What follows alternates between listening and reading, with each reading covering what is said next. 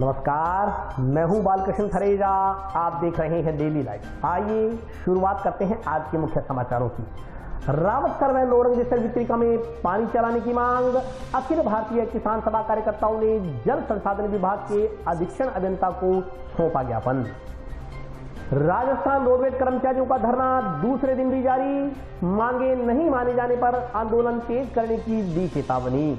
Town क्षेत्र से bike चोरी करने के आरोप में पुलिस ने 2 आरोपियों को किया गिरफ्तार। विभिन्न मांगों को लेकर विद्युत कर्मचारियों ने जोधपुर विद्युत वितरण निगम के अधीक्षण अभियंता कार्यालय के समक्ष किया प्रदर्शन।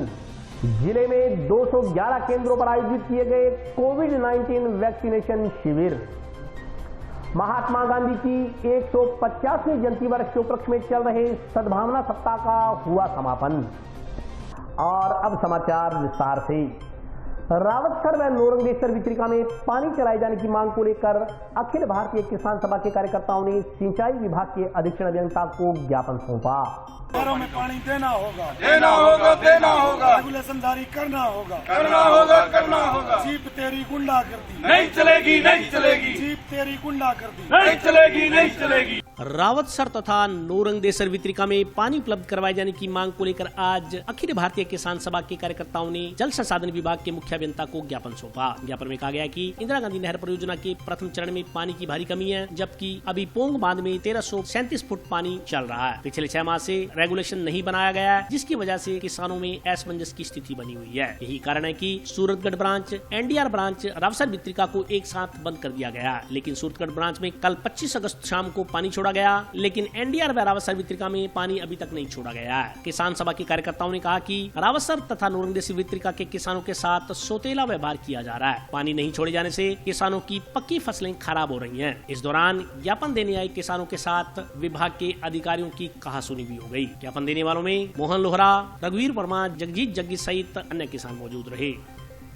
नौजवान सभा व अखिल भारतीय किसान सभा के कार्यकर्ता यहाँ चीफ महोदय को ज्ञापन देने के लिए आए थे और चीफ इंदिरा गांधी नहर में जो उपलब्ध पानी है और उपलब्ध पानी में से अब सूरतगढ़ ब्रांच चलाने के बाद में जो बैलेंस पानी बचता है वो पानी रावतसर वितरिका और नौरंगेश्वर वितरिका को दिया जाए, इस बात को लेकर के हम लोग आए थे। लेकिन यहाँ के चीफ ने इस बात से पल्ला झाड़ लिया कि रेगुलेशन मेरे बस की बात नहीं है। जब मुख्य अभियंता इस बात के लिए इनकार कर दे कि मेरे बस की बात नहीं है, तो कौन चलाएगा नहरों को?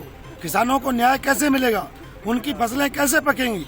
इस बात को लेकर के लगातार इलाके का किसान, जब उनकी फसलें बर्बाद हो रही हैं, चाहे वो ग्वार की फसल हो, चाहे नरमे की फसल हो, चाहे मूंग की फसल हो, वो तमाम फसलें बिना पानी के सूख रही हैं।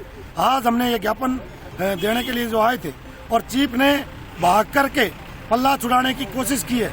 हम कहना चाहते हैं राजस्थान सरकार से नहरों में पानी देना पड़ेगा। इंदिरा गांधी नहर में उपलब्ध पानी में से रावतसर और नौरंगेश्वर वितरिका में पानी देना पड़ेगा। भागने से काम नहीं चलेगा। हम 1 सितंबर को दोबारा फिर से आएंगे। किसान सभा के लोग, भारत की जनवादी नौजवान सभा के लोग यहाँ चीफ कार्यालय का घेराव करेंगे। अगर पानी नहीं दिया तो पूरी राजस्थान सरकार के खिलाफ इस इलाके का किसान बगावत करेगा, सड़कों पे लड़ेगा, अपनी फसलों को बर्बाद होने नहीं देगा। इस बात को लेकर के हम लोग फैसला किया है कि 1 सितंबर को यहाँ चीफ कार्यालय का घेराव करेंगे। आज जो हम ज्ञापन देने के लिए आए थे यहाँ किसान साथी, किसान सभा के साथी, उसमें जो मुख्य मांग थी वो ये थी कि सूरतगढ़ ब्रांच में कल शाम को पानी आ गया और नौरंगेश्वर रावतसर वितरिका दोनों सूरतगढ़ ब्रांच के साथ चली थी, बैलेंस पानी के साथ चली थी और आज उनको शुरू इसमें नहरों में पानी आना था, लेकिन सूरतगढ़ ब्रांच में पानी दे दिया गया, लेकिन नौरंगेश्वर और रावतसर ब्रांच में नहीं दिया। इस बात को लेकर ज्ञापन देने के लिए आए थे और चीफ से जब बात कर रहे थे तो चीफ आनाकानी कर रहा था, बार बार ये कह रहा था कि हम देखेंगे देखेंगे। तो किसानों का इस बात का गुस्सा है कि उनकी फसल बर्बाद हो रही है और ये कह रहे हैं देखेंगे देखेंगे। इसी दौरान वो वार्ता से खड़े होकर एकदम भागकर निकल गए, गेट आके से बंद कर दिया। फिर सभी साथियों ने ये कार्यक्रम बनाया है भी 1 तारीख को 1 सितंबर को एससी साहब का घेराव किया जाएगा, चीफ का घेराव करेंगे और इन दोनों में जो ये बदमाशी कर रहा है, किसानों को आपस में लड़ाने का काम कर रहा है, उसके खिलाफ हमने आवाज बुलंद करेंगे। राजस्थान रोडवेज संयुक्त मोर्चा के प्रदेश स्तरीय आह्वान पर रोडवेज कर्मचारियों का धरना गुरुवार को दूसरे दिन भी जारी रहा। अभी तो नहीं अंगड़ाई है, आगे और लड़ाई है, इक्की दुक्की तक देंगे, तक देंगे, इक्की दुक्की तक देंगे, तक देंगे। राजस्थान रोडवेज संयुक्त मोर्चा के प्रदेश स्तरीय आह्वान पर रोडवेज कर्मचारियों का 2 दिवसीय धरना गुरुवार को दूसरे दिन भी जारी रहा। धरने पर बैठे रोडवेज कर्मचारियों ने सरकार के खिलाफ नारेबाजी करते हुए जल्द मांगे न माने जाने पर आंदोलन को तेज करने की चेतावनी दी है। इस मौके पर सेवानिवृत्त कर्मचारियों ने कहा कि जुलाई 2016 के बाद किसी प्रकार का भुगतान नहीं किया गया। उस समय कुछ रोडवेज कर्मचारी सेवानिवृत्त हुए थे, उनमें से कुछ आज इस दुनिया में नहीं रहे। उनके बच्चे पेंशन में अनुदान के लिए दर दर की ठोकरें खाने को मजबूर हैं, लेकिन सरकार कोई सुनवाई नहीं कर रही। हनुमानगढ़ रोडवेज डिपो के करीब 500 कर्मचारी इससे पीड़ित हैं। 6 साल से अब तक कितनी ही बार आंदोलन किए जा चुके हैं और मांग पत्र भी सौंपे जा चुके हैं, लेकिन सरकार तानाशाही रवैया अपनाते हुए मांगों को अनदेखा कर रही है। उन्होंने कहा कि इसके खिलाफ रोडवेज कर्मचारियों ने 3 माह तक चरणबद्ध तरीके से संघर्ष करने का निर्णय लिया है। अगर इसके बाद भी मांगों पर सकारात्मक कार्रवाई नहीं की गई तो आंदोलन आगे बढ़ाते हुए संघर्ष को और तेज किया जाएगा। उन्होंने कहा कि उनका यह आंदोलन राज्य की पूर्ववर्ती भाजपा सरकार के समय से चल रहा है। भाजपा सरकार के समय भी सरकार के साथ लिखित में समझौते हुए थे। रोडवेज कर्मचारियों की सभी मांगे लिखित में मान ली गई थी, लेकिन न तो पूर्ववर्ती भाजपा सरकार और न ही वर्तमान की गहलोत सरकार ने कर्मचारियों की मांगे पूरी की। उन्होंने बताया कि आंदोलन के तहत 1 से 30 सितंबर तक राजस्थान रोडवेज संयुक्त मोर्चा के घटक श्रमिक संगठनों के पदाधिकारियों की ओर से रोडवेज की सभी इकाइयों के दौरे कर वहां कर्मचारियों की आम सभाएं में प्रदर्शन का आयोजन, 5 अक्टूबर को जयपुर में प्रदेश स्तरीय रैली, 5 से 25 अक्टूबर के मध्य 1 या 2 दिन कुछ घंटों की प्रदेश व्यापी कार्य बहिष्कार, 25-26 अक्टूबर को दिन रात के धरने व 27 अक्टूबर को 24 घंटे की प्रदेश व्यापी हड़ताल की जाएगी। प्रधानमंत्री को रोजाना प्रधानमंत्री मुख्यमंत्री के पास होता है, आपसे इनकी बात होती है, तो लेटर लिखने की जरूरत कहा थी। आप सीधे जाओ, उनके पास बैठो और 2 मिनट में उनकी समस्या का हल कराओ। ये सब फॉर्मेलिटियां होती है, कोई ऐड दे दिया, न्यूज दे दी, जैसे कोई कर्मचारी मतलब जैसे जो चीज को नाराज कर दिया, तो साथियों ऐसा नहीं है। जो साथी जैसा भी बोलना चाहता है वो बोल सकता है, सबका अधिकार है। हमारा मसला क्या है, हमारी मांग क्या है? 2016 से जुलाई के बाद में हमारा कोई पेमेंट नहीं होया, अभी तक कोई भी पेमेंट नहीं होया।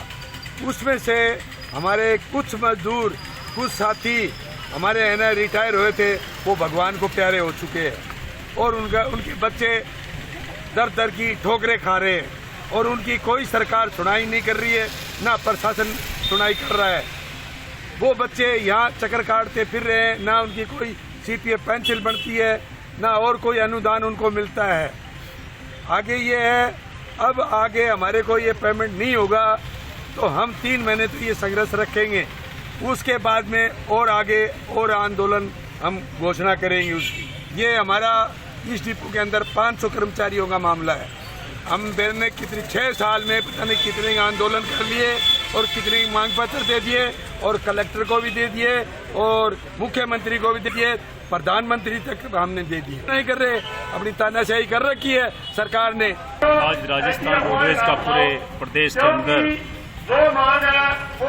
कर्मचारियों की मांगों को लेकर पूरे प्रदेश के अंदर डिपो लेवल पर धरना दिया जा रहा है, जिसमें 2018 के चुनावों के अंदर मुख्यमंत्री अशोक गहलोत के द्वारा और सचिन पायलट के द्वारा, कांग्रेस के सचिन पायलट के द्वारा ये आह्वान किया था कि अगर हमारी सरकार आएगी तो राजस्थान रोडवेज का जो कर्मचारियों की डिमांड है, चाहे वो 7वें वेतन की मांग हो, चाहे उनके बकाया पेमेंट की बात हो, चाहे राजस्थान रोडवेज के अंदर नई बसें 500 बसें देने की बात हो, चाहे राजस्थान रोडवेज के कर्मचारियों को ओवर टाइम और ग्रेच्युटी वगैरह जो तमाम जो जितना बकाया पेमेंट है उसके भुगतान का सवाल हो, उनको भुगतान कर दिया जाएगा। लेकिन आज 3 साल होने जा रहे हैं, लेकिन राजस्थान की सरकार ने आज तक कर्मचारियों को ना तो पेमेंट का भुगतान किया, ना राजस्थान रोडवेज के अंदर नई भर्तियों का शुरू किया है, ना राजस्थान रोडवेज के अंदर नई बसें डिपों के अंदर डाली हैं। तो इस बात को लेकर राजस्थान का कर्मचारी, इस बात के लिए रिटायर्ड कर्मचारी और आम कर्मचारी इस बात के लिए आंदोलित है।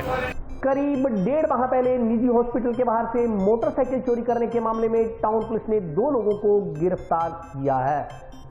करीब 1.5 माह पहले निजी हॉस्पिटल के बाहर से मोटरसाइकिल चोरी करने के मामले में टाउन पुलिस ने 2 लोगों को गिरफ्तार किया। इन दोनों को जिला कारागार से प्रोडक्शन वारंट पर हासिल किया गया। जांच अधिकारी SI संजू रानी ने बताया कि बाइक चोरी के मामले में मदन लाल उर्फ चन्ना पुत्र मनोहर लाल निवासी चौटाला व गुरप्रीत सिंह उर्फ अनिल कुमार उर्फ मोनू पुत्र सतपाल निवासी बेलीबंगा हाल चौटाला हरियाणा को जेल से प्रोडक्शन वारंट पर हासिल किया गया है। इनकी निशानदेही पर चोरी शुदा मोटरसाइकिल बरामद कर ली गई है। इन दोनों को पिछले दिनों संगरिया पुलिस ने गिरफ्तार कर चोरी शुदा बाइक बरामद की थी। संगरिया पुलिस की पूछताछ में दोनों आरोपियों ने हनुमानगढ़ टाउन थाना क्षेत्र स्थित निजी हॉस्पिटल के सामने बाइक चोरी करने की वारदात को कबूल किया था। आरोपियों से पूछताछ की जा रही है। उल्लेखनीय है कि 19 जुलाई को अली पुत्र सुभानदीन निवासी लखुवाली ने रिपोर्ट दर्ज करवाते हुए बताया था कि वह 2 जून को दोपहर करीब 3 बजे अपने बेटे को टाउन में बाईपास रोड स्थित बेनीवाल हॉस्पिटल में दिखाने के लिए बाइक पर लेकर गया था। करीब आधे घंटे बाद अस्पताल से बाहर आया तो बाइक गायब मिली। अज्ञात व्यक्ति उसकी बाइक चोरी कर ले गया। पुलिस ने मामले को धारा 379 के तहत दर्ज किया था।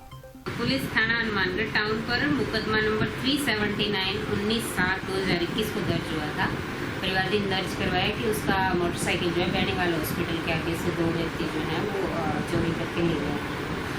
उस टाइम तो अज्ञात में दर्ज करवाया था। फिर पुलिस ने जो है इसमें हमारे हेड साहब हैं श्री पुरुषोत्तम जी, उन्होंने आगे कार्रवाई करते हुए ट्रेस आउट किया और 2 आदमी इसमें निकले और उनको अभी जो है आज अरेस्ट किया गया है, कोर्ट में पेश करेंगे। आगे उनसे पूछताछ जारी है, हो सकता है और भी चोरियाँ की हैं उनसे। जो 2 मुलजिम पकड़े गए हैं उनमें एक मदन लाल उर्फ चन्ना है जो जिला सिरसा हरियाणा का रहने वाला है और एक गुरप्रीत सिंह उर्फ अनिल कुमार है, ये अभी हाल पीलीबंगा का रहने वाला है, पुराना ये डबवाली सिरसा का है। इन दोनों व्यक्तियों को भी आज पेश करेंगे मुलजिमों को। आगे इनसे पूछताछ कर रहे हैं, हो सकता है और भी चोरियाँ की। विभिन्न मांगों को लेकर विद्युत कर्मचारियों ने गुरुवार को जोधपुर विद्युत वितरण निगम श्रम संघ के बैनर तले डिस्कॉम के अधीक्षण जनता कार्यालय पर प्रदर्शन किया। निगम प्रशासन, निगम प्रशासन, भारतीय मजदूर संघ, भारतीय मजदूर संघ। निजीकरण के खिलाफ अहम मांगों को लेकर विद्युत कर्मचारियों ने गुरुवार को जोधपुर विद्युत वितरण निगम श्रम संघ के बैनर तले डिस्कॉम के अधीक्षण अभियंता कार्यालय पर प्रदर्शन किया। प्रदर्शन के बाद मांगों के संदर्भ में मुख्यमंत्री के नाम का एक ज्ञापन अधीक्षण अभियंता को सौंपा गया। इस दौरान वक्ताओं ने कहा कि जोधपुर विद्युत वितरण निगम श्रमिक संघ की ओर से बिजली कंपनियों में निजीकरण रोकने, विद्युत विभाग में इंटर डिस्कॉम पॉलिसी लागू करने, अनुकंपा पर लगे कर्मचारियों को पूर्व की भांति पदोन्नति जैसे परिलाभ देने, तकनीकी कर्मचारियों की 3/12/21 में नियुक्ति दिनांक से पदोन्नति करने के अलावा संघ के 28 सूत्री मांग पत्र का शीघ्र निस्तारण करने की मांग को लेकर अवगत करवाया गया। कर्मचारियों ने कहा कि उनकी मांगे नहीं मानी गई। इसके विरोध में संघ की ओर से प्रत्येक वृत्त स्तर पर प्रदर्शन किया जा रहा है। उन्होंने चेतावनी दी कि यदि मांग पत्र पर कार्रवाई नहीं हुई तो संगठन की ओर से 8 सितंबर को जोधपुर मुख्यालय पर डिस्कॉम स्तरीय 1 दिन का धरना, 20 सितंबर से निरंतर जयपुर में बेमियादी धरना आरंभ किया जाएगा। भारतीय मजदूर संघ के जिला उपाध्यक्ष राजेंद्र सीकर ने कहा कि पहले भी भारतीय मजदूर संघ ने आंदोलन चलाया था। आज सरकार ने विद्युत विभाग की हालत खस्ता कर दी है। पूर्ववर्ती भाजपा सरकार 20,000 करोड़ रुपए का घाटा छोड़कर गई थी, जो आज बढ़कर 80,000 करोड़ रुपए तक पहुंच गया है। कर्मचारी नेताओं ने कहा कि यदि उनकी मांगे नहीं मानी गई तो आंदोलन तेज किया जाएगा। भारतीय मजदूर संघ से संबंधित जोधपुर विद्युत वितरण निगम श्रमिक संघ की ओर से आज पूरे राजस्थान प्रदेश के अंदर जिला स्तर पर 1 दिन धरना और प्रदर्शन करके अधीक्षण अभियंता के माध्यम से माननीय मुख्यमंत्री जी को ज्ञापन प्रेषित किया जा रहा है। इस ज्ञापन में प्रमुखता से केवल एक ही मांग है कि विद्युत का निजीकरण नहीं किया जाए। विद्युत का निजीकरण होने से हर चीज़ पे फर्क पड़ता है। जैसे सरकार ने पेट्रोल और डीजल को गवर्नमेंट से फ्री किया था, रोज रेट बढ़ जाते हैं। रेट पे कोई पाबंदी किसी तरह की नहीं रहेगी, ये भी कोई गारंटी नहीं रहेगी भविष्य में कि काश्तकारों को सब्सिडी के रेट यानी 90 पैसे प्रति यूनिट बिजली मिलती रहे, क्योंकि निजीकरण तो अपने फायदे के लिए आएगा। धीरे धीरे आज तो ये कह रहे हैं कि भी गवर्नमेंट के ही नियम कायदे रहेंगे, लेकिन ये बदलते देर नहीं लगती है। लाखों करोड़ों रुपए की जो प्रॉपर्टीज हैं पूर्व राजस्थान राज्य विद्युत मंडल की, जो लोगों के खून पसीने से ही बनी है, वो कौड़ियों के भाव उनको एग्रीमेंट करके दी जा रही हैं। 25 साल का एग्रीमेंट कर रहे हैं। 25 साल में पता ही नहीं, किसी को याद ही नहीं रहेगा। सरकार के ये कागज ही नहीं मिलने कहीं। केंद्र सरकार ने इनको एक मुश्त सहायता दी कि अभी आप उदय योजना बनाई, उदय योजना के तहत 60,000 करोड़ रुपए दिया। 5 साल पहले मात्र 20,000 करोड़ रुपए का कर्ज था।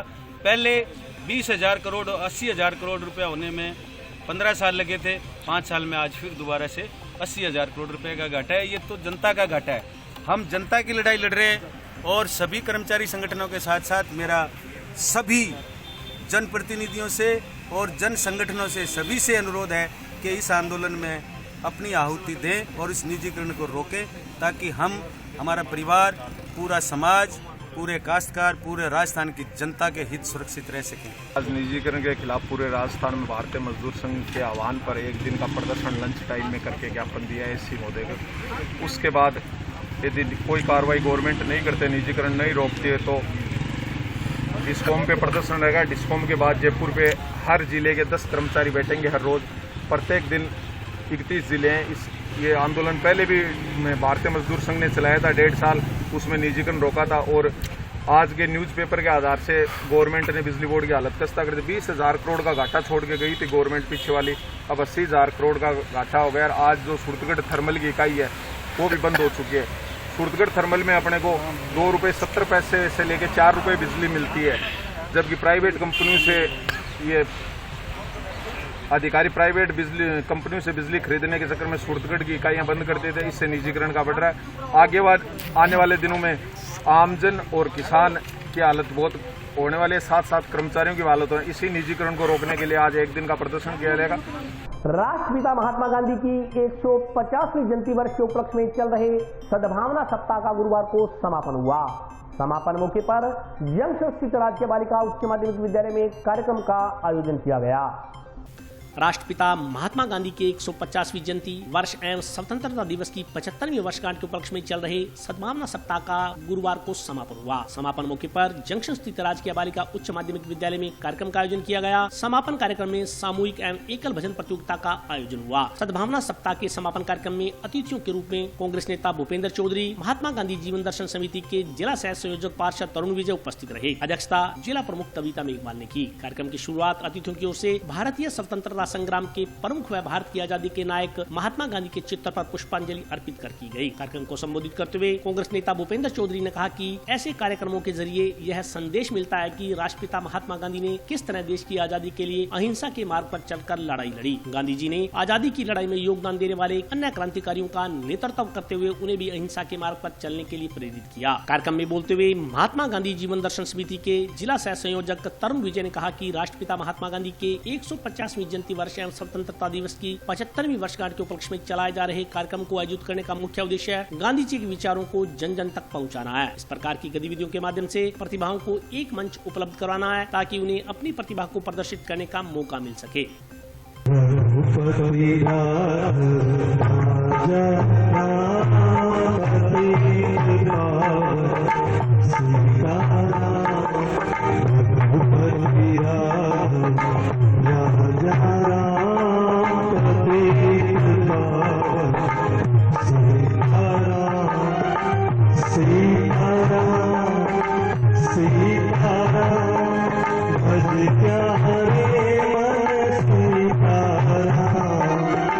गांधी जीवन दर्शन समिति द्वारा आयोजित इस कार्यक्रम में एक संदेश देने का प्रयास किया गया है विद्यार्थियों को, लोगों को, आमजन को, कि किस तरह महात्मा गांधी जी ने अंग्रेजों का सामना किया, देश की आजादी की लड़ाई लड़ी उन्होंने और सभी को प्रेरित किया। तो वो क्या देश की लड़ाई के अंदर, आजादी की लड़ाई के अंदर और भी बहुत से लोग शामिल थे, पर महात्मा गांधी जी ने उनका नेतृत्व किया, उनको प्रेरित किया और देश को आजादी दिलाई। कैसे आजादी दिलाई, कैसे वो महान नेतृत्व थे, इसके बारे में कार्यक्रम में राष्ट्रपिता महात्मा गांधी की 150वीं जयंती के उपलक्ष्य में और स्वतंत्रता की 75वीं जयंती के उपलक्ष्य में जो सद्भावना सप्ताह चल रहा था, आज उस सप्ताह का समापन है। आज जो हमारा राजकीय बालिका सीनियर सेकेंडरी स्कूल में कार्यक्रम है, भजन प्रतियोगिता, एक सामूहिक और एक व्यक्तिगत रूप से 2 भागों में ये प्रतियोगिता चल रही है। हमारा जो राजस्थान सरकार का जो उद्देश्य है, गांधीवादी जो मुख्यमंत्री हैं अशोक गहलोत जी, उनका उद्देश्य यही है कि हम गांधी जी के विचारों को जन जन तक पहुंचाएं। इन प्रकार की प्रतियोगिताओं का करवाने का उद्देश्य यही है, गांधी के विचार जन जन तक पहुंचें और जो प्रतिभाएं हैं उनमें उनको एक मंच उपलब्ध हो सके ताकि वो अपनी प्रतिभा का दिखाने का उनको मौका मिले। यही हमारा उद्देश्य है। आज विद्यालय में जिला प्रशासन व गांधी दर्शन समिति की तरफ से जिला स्तरीय गायन प्रतियोगिता का आयोजन है, जो कि गांधी जी के दर्शन के ऊपर और गांधी जी के भजनों के ऊपर ही आधारित है। इसमें बढ़ चढ़कर हिस्सा लिया गया है और इसमें 18 वर्ष से ऊपर के आयु वर्ग है, और तो इसके अंदर कॉलेज और ओपन प्रतियोगिता ये रहेगी। इसमें 20 के करीब एकल गायन में हमारे पास में प्रविष्टियाँ पहुँची हैं, 5 समूह गायन में। और आज अतिथियों ने आकर इस मंच को सम्मानित करा, उसके लिए हम उनके आभारी हैं। और अभी वक्त ब्रेक का, हाजिर होता हूँ छोटे से ब्रेक के बाद।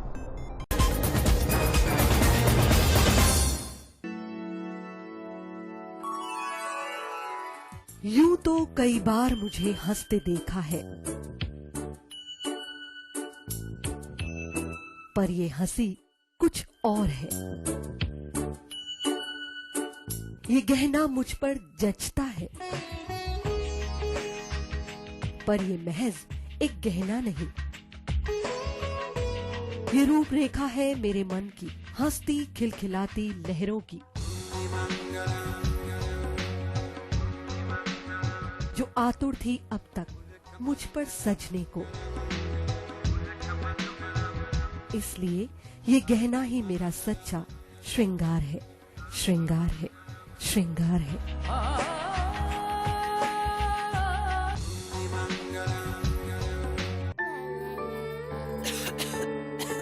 दीदी ये देखो,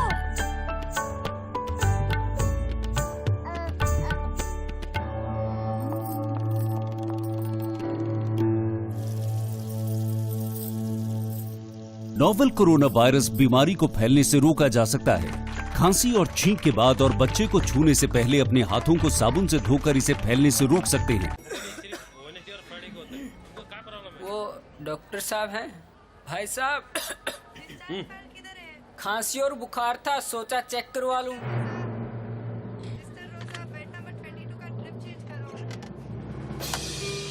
नोवेल कोरोना वायरस बीमारी को फैलने से रोका जा सकता है। बुखार के साथ खांसी और छींक होने पर तुरंत नजदीकी हेल्थ क्लिनिक या केंद्र जाएं। ब्रेक के बाद स्वागत है। आइए नजर डालते हैं अगले समाचारों पर। टाउन स्थित राजकीय जिला चिकित्सालय के मुख्य दरवाजे के बाहर बने डेयरी बूथ को हटाए जाने की मांग को लेकर चिकित्सालय के पीएमओ ने नगर परिषद आयुक्त को पत्र लिखा है। टाउन स्थित महात्मा गांधी राजकीय जिला चिकित्सालय के बाहर बने एक डेयरी बूथ से चिकित्सालय में आने वाले मरीजों को परेशानियों का सामना करना पड़ रहा है। जिला चिकित्सालय के प्रमुख चिकित्सा अधिकारी डॉक्टर दीपक मित्र सैनी ने उक्त बूथ को हटाने के लिए नगर परिषद आयुक्त को पत्र लिखा है। इस संदर्भ में जानकारी देते हुए पीएमओ दीपक मित्र सैनी ने कहा कि चिकित्सालय के मुख्य द्वार के बाहर लगाए गए बूथ पर दूध लेने के लिए सैकड़ों की संख्या में लोग आते हैं। इससे ट्रैफिक व्यवस्था बदहाल हो जाती है तथा चिकित्सालय में आने वाले मरीजों में व्यवधान पैदा होता है। डॉक्टर दीपक सैनी ने कहा कि इस दौरान इमरजेंसी में 108 एम्बुलेंस पर आने वाले मरीजों को भारी रिस्क रहता है। उन्होंने नगर परिषद कमिश्नर से उक्त बूथ को हटाए जाने की मांग की है। जिला चिकित्सालय के सामने एक डेयरी का बूथ खुला है, तो जो नगर पालिका द्वारा खुलवाया गया है, तो हमने नगर पालिका को उसको इंस्पेक्शन देखने के बाद, क्योंकि हॉस्पिटल का विजिटेशन होना है, दरवाजे वगैरह ये इमरजेंसी गेट है, तो हमने नगर परिषद आयुक्त को इसके बारे में लेटर लिख दिया है कि भाई इसको देखें। हमारी उनसे कोई चर्चा नहीं हुई, हमने लेटर किया है। जिले में आज 211 केंद्रों पर आमजन का कोविड वैक्सीनेशन किया गया। जिला मुख्यालय पर राधा स्वामी डेरा तथा अग्रसेन भवन में वैक्सीनेशन शिविर लगाए गए। गुरुवार को 50,000 कोविशील्ड की डोज जिले को प्राप्त हुई है। जिला मुख्यालय तथा आसपास के ग्रामीण क्षेत्रों में 211 टीकाकरण केंद्रों पर कोविशील्ड व कोवैक्सीन के इंजेक्शन लगवाए गए। ये प्रथम बार है कि जिले को 50,000 डोज आवंटित हुई थी। गुरुवार को 18 से 44 एवं 45 से अधिक आयु के नागरिकों को प्रथम व द्वितीय डोज लगाई गई। इस दौरान टाउन में राधा स्वामी डेरा तथा जंक्शन में अग्रसेन समाज समिति द्वारा वैक्सीनेशन शिविरों का आयोजन किया गया। जंक्शन में अग्रवाल समाज द्वारा लगाए गए शिविर में 550 लोगों का टीकाकरण किया गया, जबकि टाउन स्थित राधा स्वामी डेरे में 3,300 लोगों के कोविड-19 के टीके लगाए गए। डेरा सेवादारों ने बताया कि डेरे में इंजेक्शन लगाने आने वाले लोगों ने अनुशासित तरीके से कतारबद्ध हो अपनी बारी आने पर इंजेक्शन लगवाए। इस दौरान वहां आने वाले लोगों को शीतल पेयजल एवं चाय नाश्ता करवाया गया। डेरा सेवादारों ने बताया कि भविष्य में भी मानवता के सेवा कार्य में डेरा अग्रणी भूमिका निभाता रहेगा। यहाँ पे 3300 डोज आज हमें मिली है और मेरे ख्याल से बहुत अच्छे तरीके से सब कुछ चल रहा है। सब बड़े आराम से, सब इजी वे में सब चल रहा है, टाइम टू टाइम सब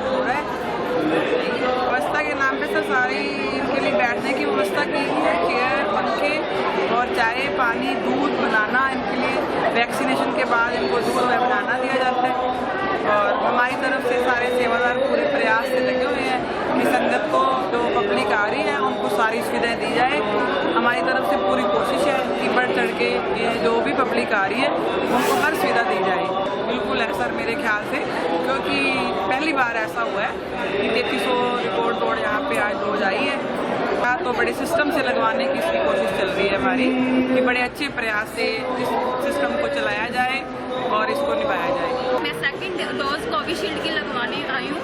मैंने यहाँ की जो भी डेरावासी है, इनकी फैसिलिटी बहुत अच्छी लग रही है और प्रॉपर तरीके से ये हर एक मेंबर्स को अच्छे तरीके से टैकल भी कर रहे हैं और ये अच्छे से सब कुछ, मतलब फूड, चाय, पानी ये भी प्रोवाइड करवा रहे हैं। मैं अभी थोड़ी टाइम पहले 11 बजे आई हूँ और ये मतलब कि ग्रुप वाइज अंदर बुला रहे हैं मेंबर्स को, मतलब भीड़ भी नहीं होने दे रहे, जिससे हमारा ये कोविड की जो मतलब कि अच्छे तरीके से हम इस चीज़ की केयर कर पा रहे हैं। अग्रवाल समाज समिति के पदाधिकारी ने महाराजा अग्रसेन भवन में आज वैक्सीन कैंप का आयोजन किया है, जिसमें 550 डोज मिली है और हम सभी पदाधिकारी जन सेवा के कारण पूरा सहयोग कर रहे हैं और जो भी जिसके डोज लग रही है उसको जलपान की व्यवस्था, उसके लिए केले की भी व्यवस्था है और बैठने के लिए एसी हॉल है, कुर्सी वगैरह लगी हुई है।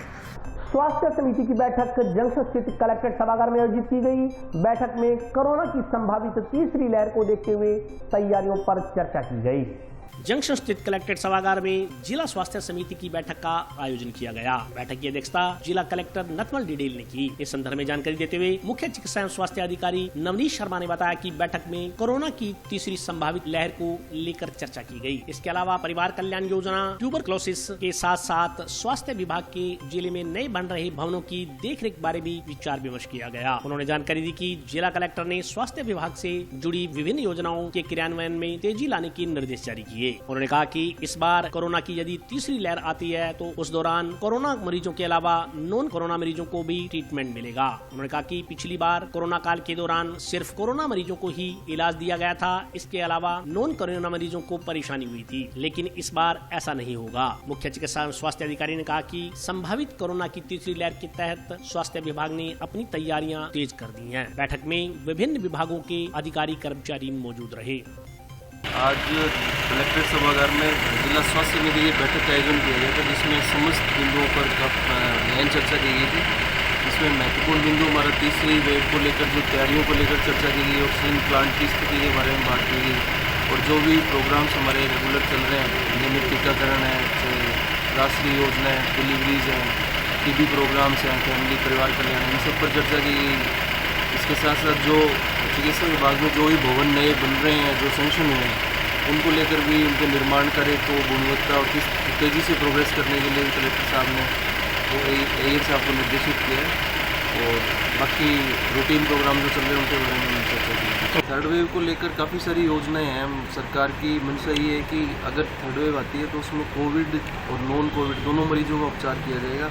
जैसे पिछली वेव में सिर्फ कोविड मरीजों को देखा जा रहा था, इस वेव में हमारी तैयारी ये रहेगी कि कोविड मरीज भी देखे जाएं और साथ साथ नॉन कोविड मरीजों का भी इलाज जारी रहेगा। उसकी तैयारी के लिए हम सदस्य हैं। और आज के लिए बस इतना ही। कल फिर हाजिर होता हूँ नए समाचारों के साथ। तब तक के लिए नमस्कार।